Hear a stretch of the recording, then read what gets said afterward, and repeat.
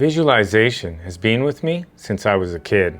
I didn't have a word for it then. All I knew is when I wanted something, I would visualize it in my mind, work towards it, and eventually I would get it. The catch? The belief in myself was so small, and so were my goals. Early, as a fitness trainer, I used to tell people that I wanted to eventually move to Vancouver, in the city, and become a trainer there and work with celebrities, some of the big names in film. Vancouver is known as Hollywood North, and a lot of the big films were being shot there at the time. When I told people this, of course, they laughed at me. All this did was light my fire, and eventually I did exactly just that. When I got there and I started training people in the city, I was given the original DVD of The Secret. I loved it. I watched pieces of it, nearly every day for a year. For the first time, I realized visualization was a real thing. And at that moment, I knew I could do, be, and have anything that I wanted. As long as I could think it, believe it, if I worked towards it, I would achieve it. I watched people from The Secret and they inspired me a lot. Some of those people were Bob Proctor, John Osheroff, Esther Hicks, Jack Cannell. Bob Proctor became one of my main mentors and someone I followed for years. I was very sad to hear about his passing. I enjoyed The Secret, but I found that I didn't really get a true system for an understanding on how to visualize and create things properly. So all I did was I read books on the subject. I read book after book. One of the first books I read was The Monk Who Sold His Ferrari. This book inspired me to go to India, but I didn't realize that until almost 10 years later. I went to seminars with people like Brian Tracy, and I even listened to audiobook. Back then, podcasts on YouTube weren't a thing yet. Some of the original audio recordings I listened to were from Tony Robbins. I kept setting goals, fumbling a bit.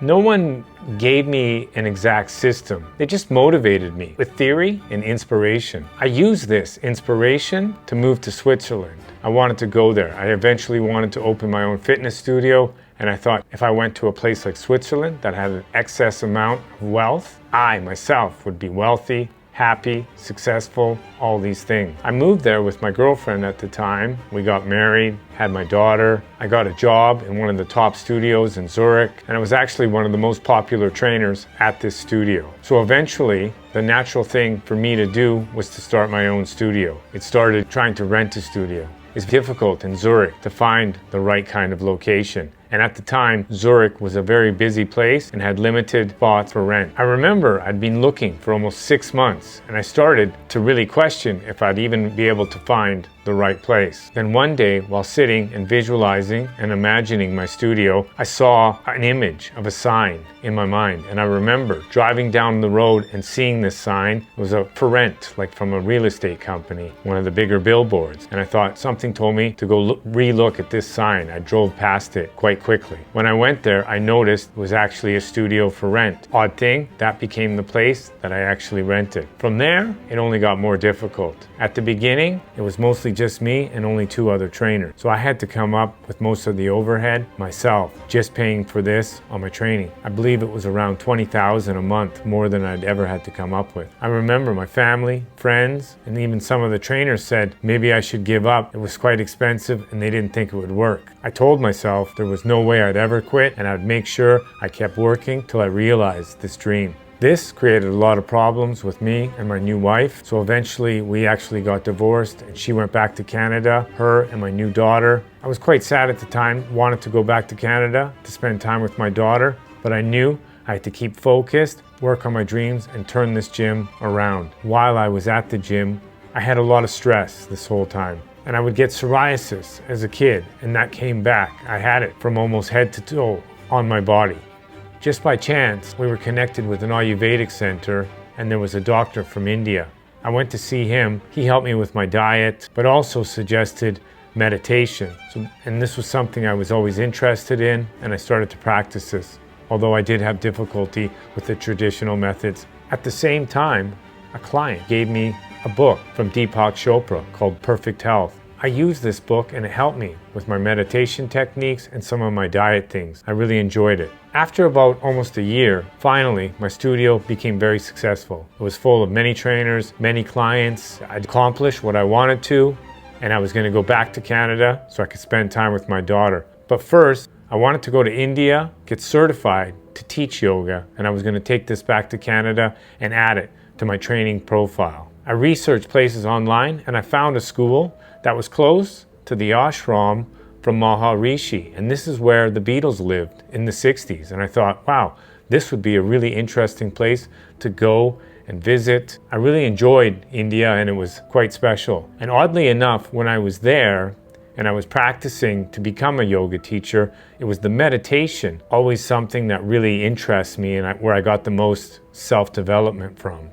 And when I visited the ashram where Maharishi was and where the Beatles had lived, after that I discovered that Deepak Chopra actually studied under Maharishi. And I thought, wow, his book inspired me to go to India. And without even knowing, I went to a place that he studied at. Another thing that was quite interesting to me was a book that I had, and I decided to start reading it when I was in India. It was called The Power of Now by Eckhart Tolle. And this man actually lived in Vancouver. I found out after when I was reading the book. And this book also helped change my mindset. The book basically talks about being in the moment. And whatever you're doing, that's all your focus should be. Not worried about the future or upset about the past. Just focused on what you're doing and do that the best and be present in that moment. That's the most important thing. And this helped me a lot with my meditations. After almost a year, I was certified in teaching yoga and also meditation. Before I left, another thing that I wanted to do was a panchakarma. It's a complete detox of your entire system. I remember learning about this in Switzerland from the doctor. He suggested it. They take up to 2 weeks, and I didn't have the time then. And while I was there at the Ayurvedic Center, I read the Bhagavad Gita. The story takes place on a battlefield. Essentially, it's about a man and his family and his property, and he's at war with his uncles who are trying to take this property from him. And he says, I don't want to fight. He's talking to him, Krishna, and he says, I don't want to fight my family, people. I'd rather just walk away and not shed any blood. And it's Krishna, or this manifestation of the universe, his consciousness, tells him, you always have the right to fight for what's yours and never give up dreams, essentially. And for me, that meant a lot about the struggles that we go through in work, in life. Those are the things that mean the most, some of our hardest battles. And it's when it seems like it's not going to work or things are hopeless, at that last moment when you're about to give up, if you keep fighting, that's when you'll get a breakthrough and things will work out and you'll be glad that you never quit. It seems like the universe is almost testing you. Gandhi actually carried this book around with him everywhere that he went. After reading this book and I was still at the clinic, I had my own journal and I started to write things. For some reason, I got extremely motivated and started to think of what I was going to do right when I got back to Canada. So I wrote in this book, going to be the top trainer at the top gym in the city. I eventually become the manager. And then later, I wanted to start my own restaurant. I don't know why with the restaurant, but I just had this dream that I eventually, if I got too old to train, I wanted to have something else that I could flow into. And I really like to cook. And I thought this would be something I would really enjoy.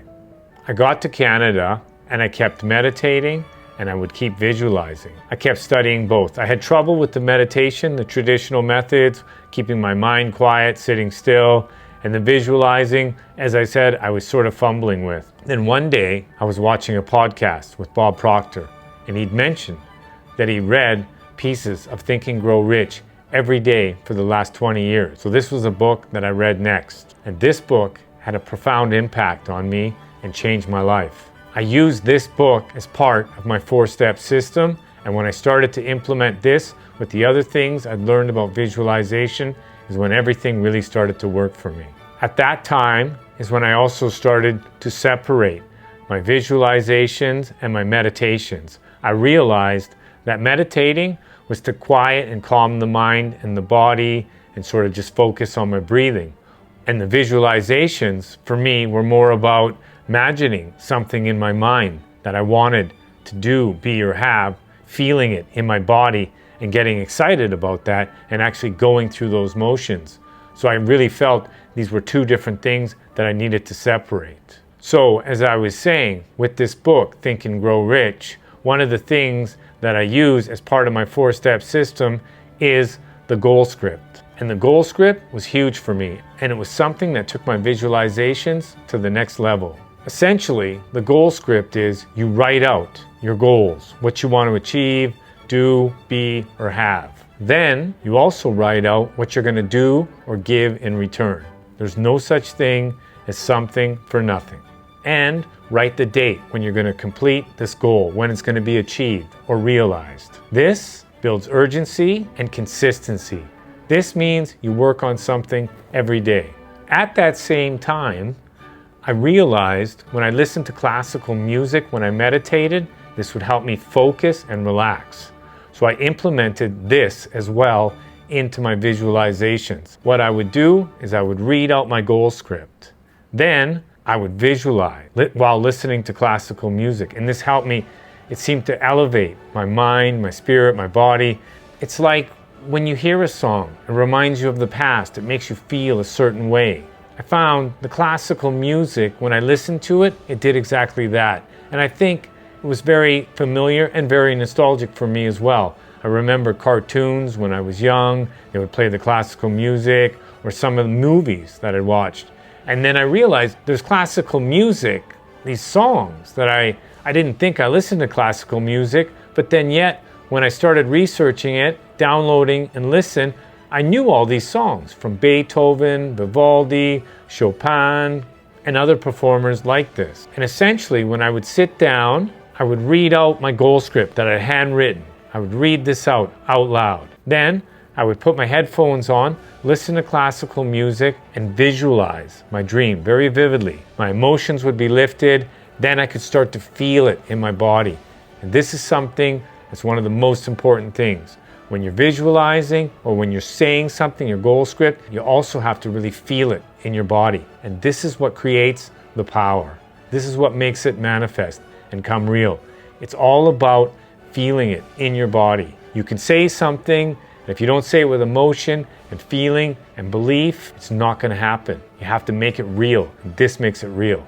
Not long after that, I'd written out a goal and said I was going to be the top trainer at the gym where I was working at. It was just before January. And I remember the month before January, in a meeting, I said I was going to sell $60,000 a month in training. And everybody sort of smirked, and no one had done this at that gym before.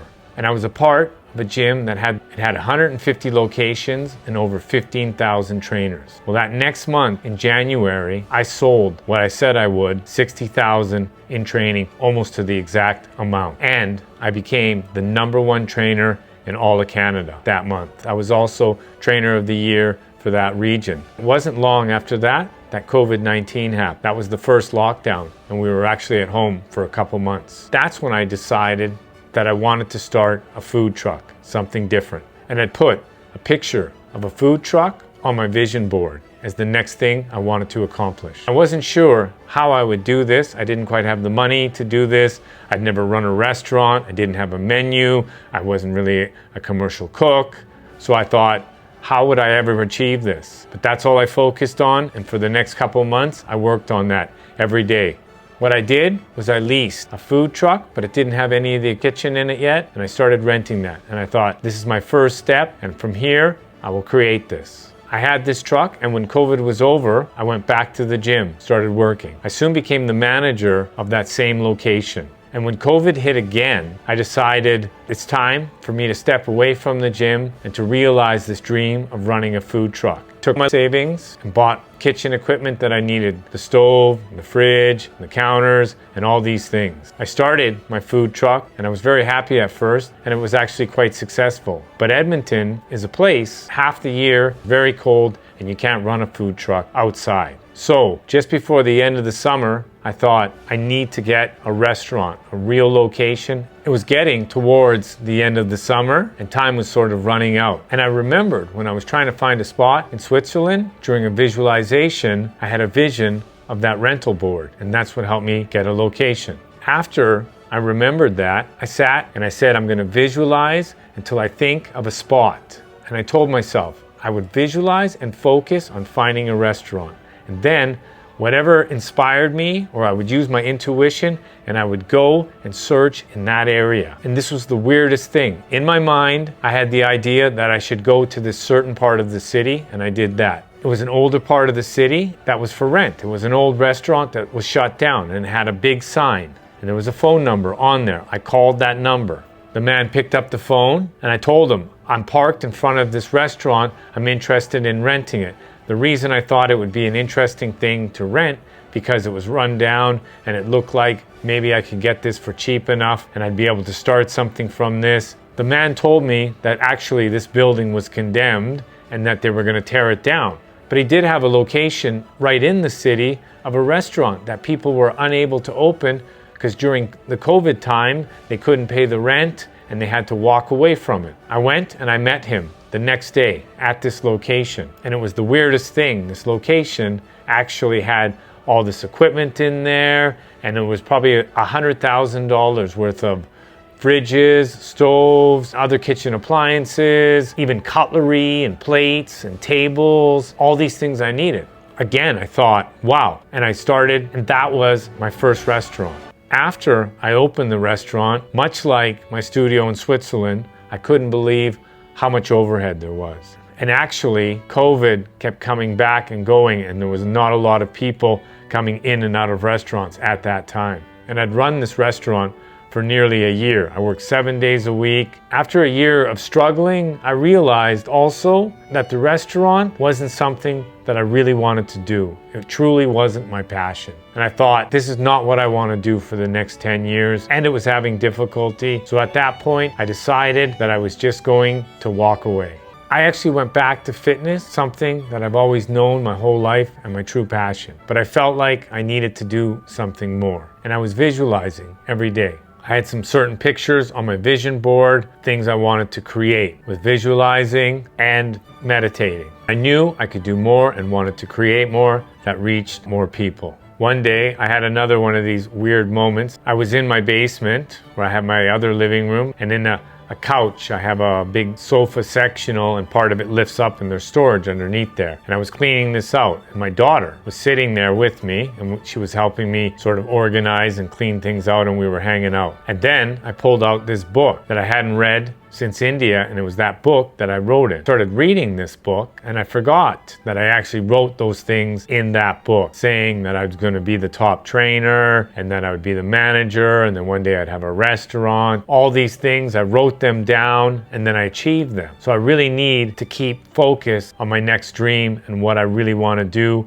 and my thing with health and wellness and meditating and visualizing. And also another weird moment was when I picked this book up and I read all those dreams in there, right away, it reminded me of The Secret and John Osheroff's story of how when he moved into a new house, he had boxes everywhere. His son, his 5-year-old son, came into a room where they were unpacking. There was a box that said vision boards. His son asked him what they were. He pulled out the boards to show him rather than it's easier than explaining it. He looked at the vision board and he saw a picture of a house that he'd put there years before that he'd forgotten about. Then he realized that this house was the house that he just moved into.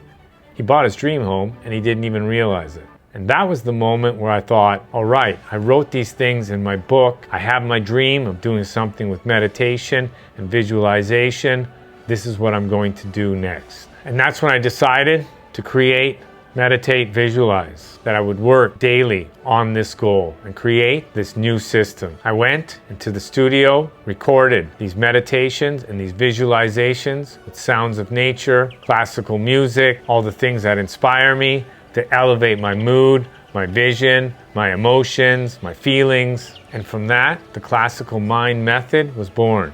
Since then, I've let people try these meditations and visualizations, and I've gotten really great feedback. So I'm very excited to share this with you, and I'm going to show you how you can do and be and have anything that you believe in. If you can conceive it, believe it, you can achieve it. And that's what I'm going to help you do.